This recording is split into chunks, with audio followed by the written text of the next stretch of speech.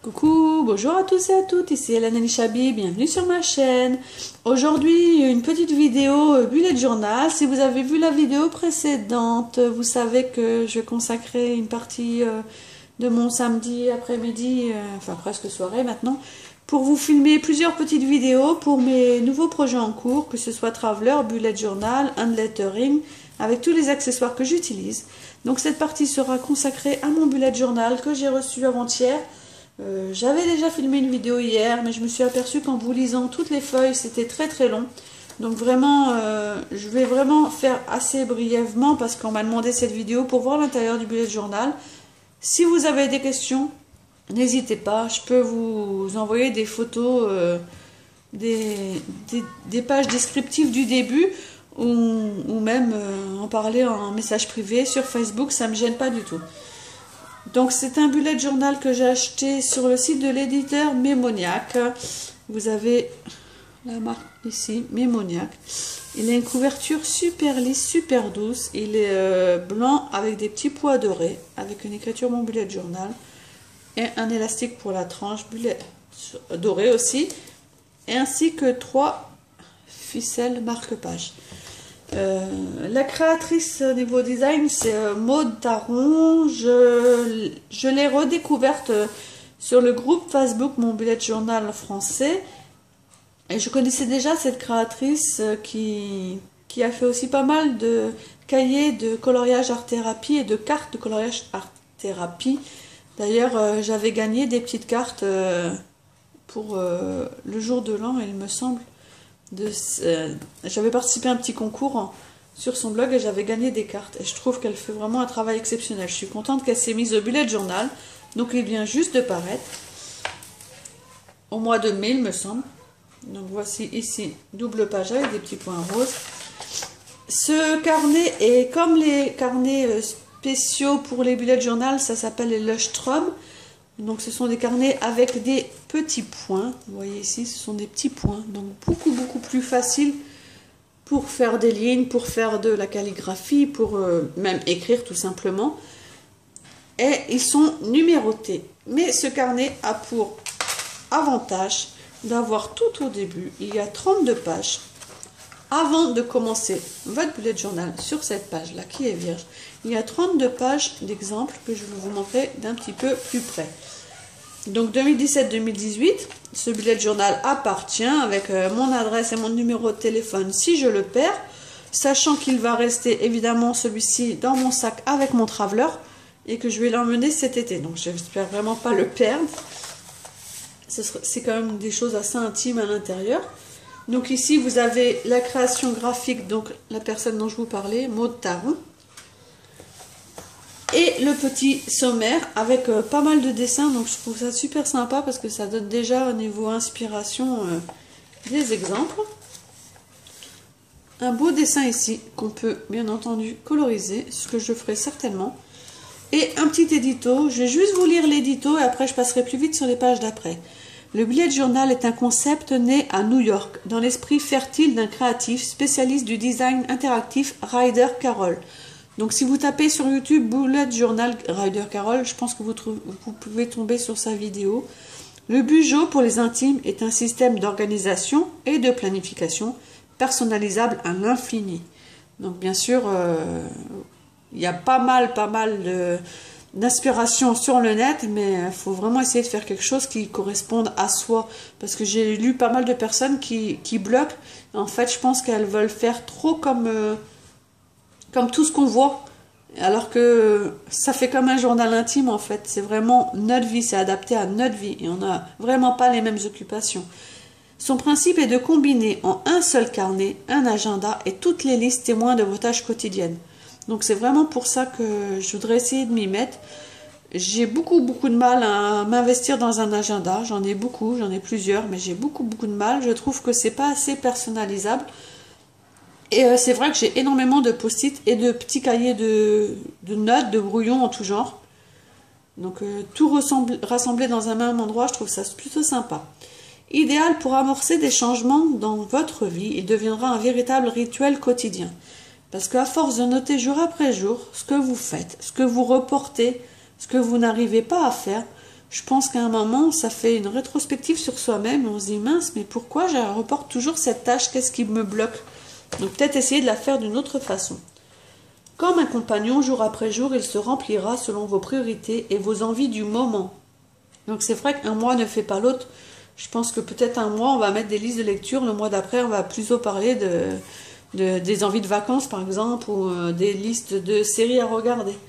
De la liste de courses à celle de vos rêves, mon bullet journal est l'outil tendance pour s'organiser en pratiquant une activité récréative. C'est vrai que j'ai lu ça beaucoup sur le groupe ou les groupes où je suis, que ça permet vraiment de se poser, de prendre du temps pour soi. Et quand on a envie de dessiner, ben, c'est aussi lâcher prise dedans. Rien de tel pour se faciliter la vie de manière amusante et gratifiante. Donc il y a les sites internet de référence, il y a un site pour au niveau vocabulaire et lexique, et il y a pas mal de bullet journalistes à suivre sur Instagram, donc je vais aller les voir parce que j'ai pas encore pris le temps d'aller les voir. Ça peut être pas mal pour donner des idées. Ensuite, vous avez une page avec mon bullet journal mémoniaque, et il y a 10 commandements suivants qui vont permettre d'expérimenter un style d'organisation doté d'une structure simple et d'un espace de créativité illimité. La perfection, tu oublieras. Donc celui-là, déjà, à la base, il est vraiment pour moi. Je suis très perfectionniste. Et c'est pas forcément une qualité.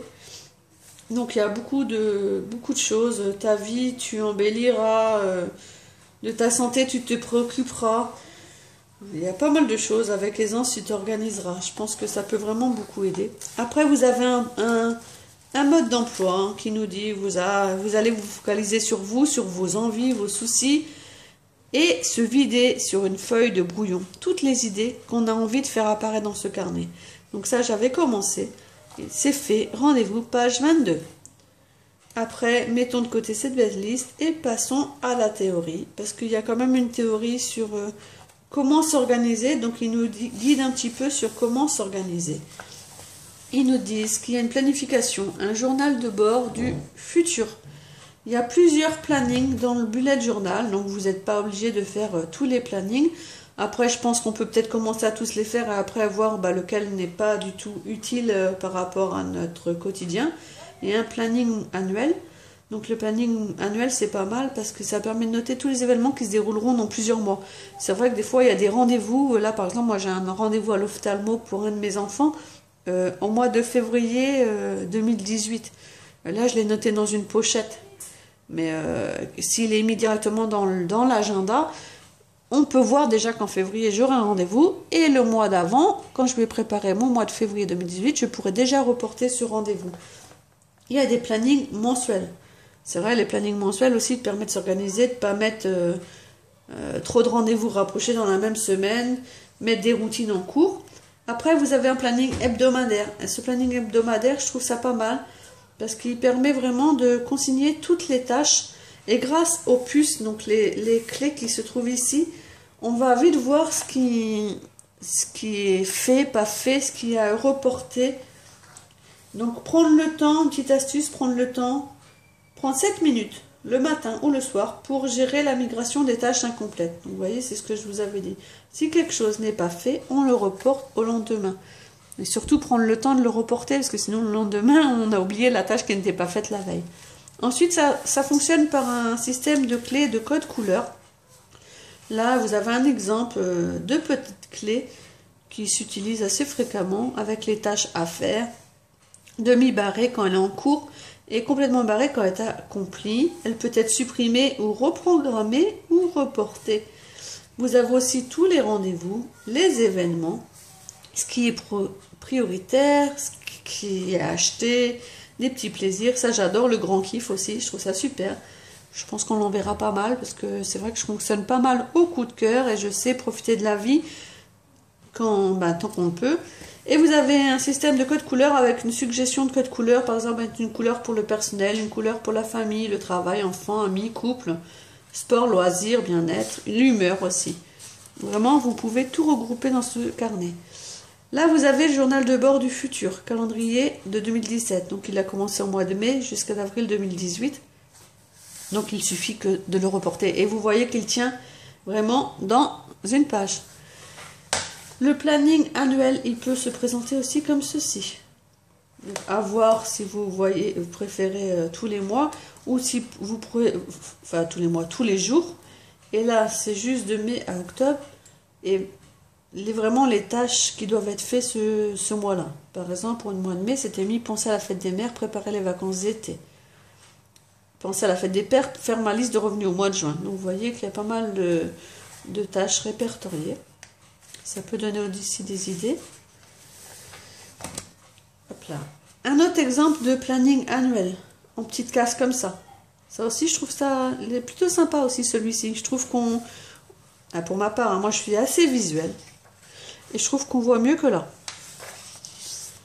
Tous les mois, donc de mai à avril 2018. En plus, là, vous avez tous les mois, vraiment. Alors que sur la page d'avant, c'était de mai à octobre. Avec ce qu'il y a. Et ça n'empêche que vous pouvez toujours en rajouter. Hein. Ensuite, chaque mois, vous avez une page de garde pour le mois qui commence. Donc là, vous pouvez vraiment vous éclater au niveau de la déco. Mettre un petit dicton, là voilà l'été. Par exemple, pour le 21 juin. Le planning mensuel. Donc là, c'est septembre 2017, par exemple. Vous avez tout le mois ici. Et vous avez les rendez-vous ici. Celui-ci est découpé en 4 parties. Matin, midi, après-midi, soir. Je pense vraiment qu'il faut être quelqu'un qui a une vie vraiment très débordée pour remplir tout ça.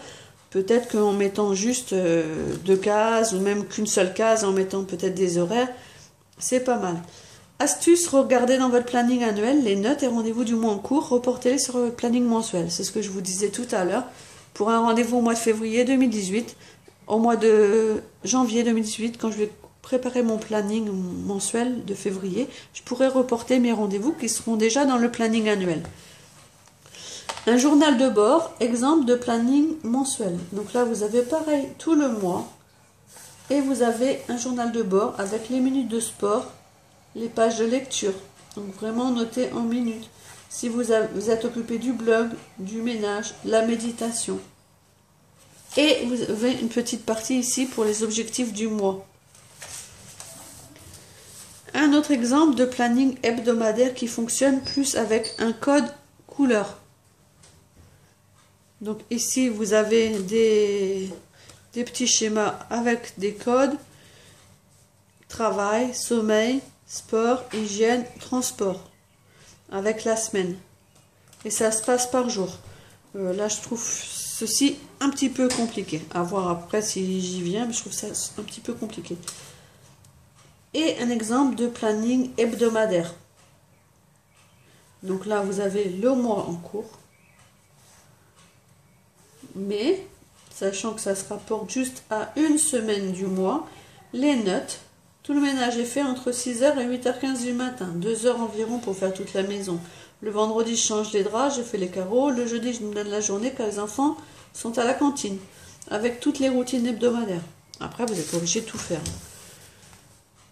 Journal de bord de planning hebdomadaire. Je pense que je partirai plus sur ce genre de journal de bord.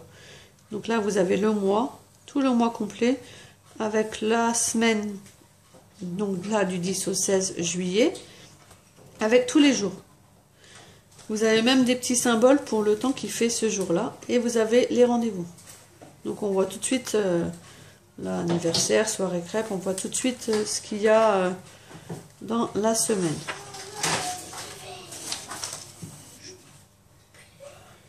Journal de bord sur le planning hebdomadaire. Encore un autre journal de bord avec des petites bouteilles d'eau pour mettre la quantité d'eau qu'il faut boire.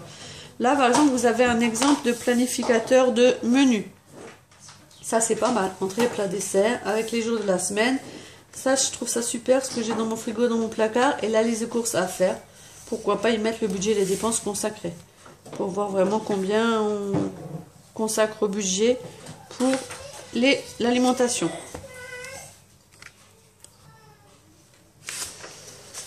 Ensuite, vous avez un mode d'emploi des collections. Donc, dans un bullet journal, vous pouvez noter des collections. Donc, des collections, en fait, ce sont des listes des listes d'épisodes et de séries que vous suivez à la télé, des listes de films que vous avez envie d'aller voir au cinéma, des listes de recettes que vous avez envie de tester. Ça, je sais que moi j'en ai pas mal partout.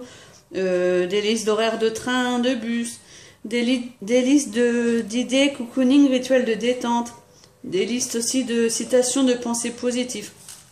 Donc vous avez par exemple là, exemple de collection, la quinzaine du bonheur. Sur 2 semaines, ma liste de petits bonheurs et de gratitude. Je trouve ça aussi super sympa. Ma formidable liste pour débuter des changements dans ma vie. Ce que je souhaite développer, découvrir, expérimenter. Ce que je souhaite faire et entreprendre. Ça aussi, c'est pas mal comme liste. Des petits rituels qui font du bien. Donc là, par exemple, vous avez une collection 100 jours sans. 100 jours sans râler. 100 jours avec des amis, 100 jours sans voiture. Un programme quotidien pour améliorer ma vie sur 10 jours, par exemple. Là. 0 phrase négative. Heure d'activité physique, litre d'eau, minute de brossage des dents. Ça, c'est pas mal. Ça, cette collection-là, c'est sûr, je vais la faire. C'est la liste des anniversaires. Donc, vous avez vraiment tous les mois de l'année. Là, je trouve ça super sympa. Et vous avez les anniversaires dans des petits... avec des petites flèches sur chaque mois. Ça, je trouve ça super sympa pour voir direct qui est né quand, pour préparer les cadeaux. Ensuite, vous avez une collection qui s'appelle la playlist musicale. Des petits dessins rapides aussi à faire. Ça peut être sympa, s'entraîner à faire un petit dessin rapide, des petites bannières, voilà, des petits feuillages, des petits doodling, attrape-rêve, des petits visages. Et des petites étiquettes. Et voilà. Et après, on commence, comme je vous ai dit, mon index à compléter. Donc, il est sur, il me semble, 3 pages. Voilà, 3 pages. Et je trouve ça super sympa. La petite tranche qui a été faite en dessin sur le côté. Ça donne des idées. Ça peut permettre aussi de la refaire. Et après, c'est parti. C'est à vous de commencer. Donc, il faut se jeter à l'eau un jour ou l'autre. Et voilà, commencer le budget journal. Et il y a à la fin, un petit cadeau surprise. Il y a une petite pochette. Ça, je trouve ça aussi super sympa. Et à l'intérieur, il y a des petits stickers. Donc des petits stickers sur la météo. Ça peut être sympa de noter la météo et de revoir ensuite la météo qu'il a fait pendant toute une semaine. Des petites lettres. Des petits cartables pour les semaines d'école. Vous avez remettre de l'essence. Un petit week-end... famille en amoureux, être à la maison. Non, il y a vraiment pas mal de choses. Machine à laver pour les lessives, le repassage. Ça, c'est pour le docteur aussi. Dentiste aussi, ça c'est pas mal. Coiffeur, enfin je suppose, sèche-cheveux, les tongs, le rouge à lèvres, des petits routines de maquillage, la mère, des petits cadeaux.